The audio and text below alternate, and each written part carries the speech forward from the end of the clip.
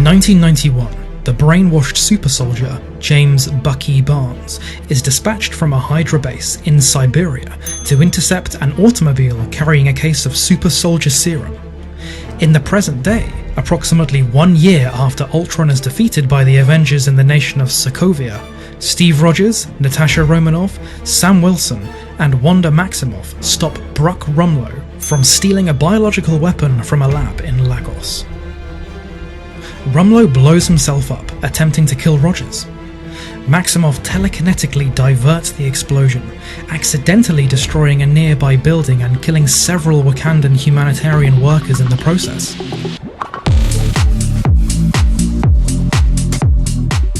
Thaddeus Ross, the US Secretary of State, informs the Avengers that the United Nations is preparing to pass the Sokovia Accords, which will establish a UN panel to oversee and control the team.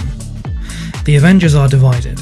Tony Stark supports oversight because of his role in Ultron's creation and Sokovia's devastation, while Rogers has more faith in his own judgment than that of politicians. Meanwhile, Helmut Zemo tracks down and kills Barnes' old Hydra handler, stealing a book containing the trigger words that activate Barnes' brainwashing. At a UN conference in Vienna, where the Accords are to be ratified, a bomb kills King T'Chaka of Wakanda. Security footage indicates the bomber is Barnes, whom T'Chaka's son, T'Challa, vows to kill.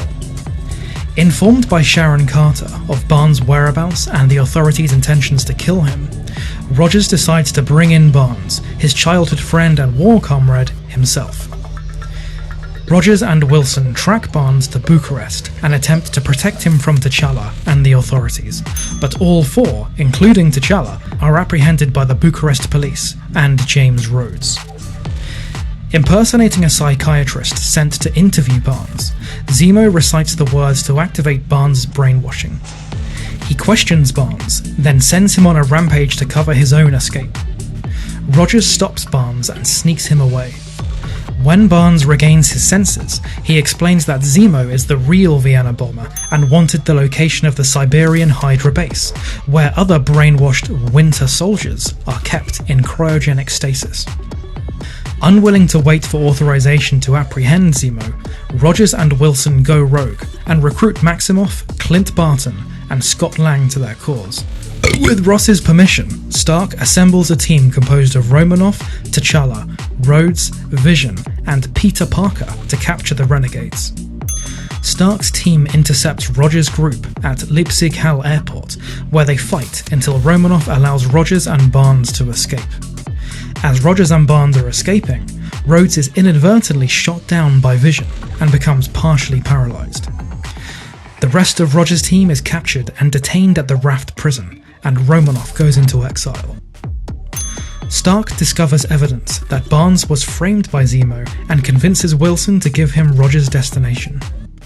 Without informing Ross, Stark goes to the Siberian Hydra facility and strikes a truce with Rogers and Barnes, unaware that they were secretly followed by T'Challa.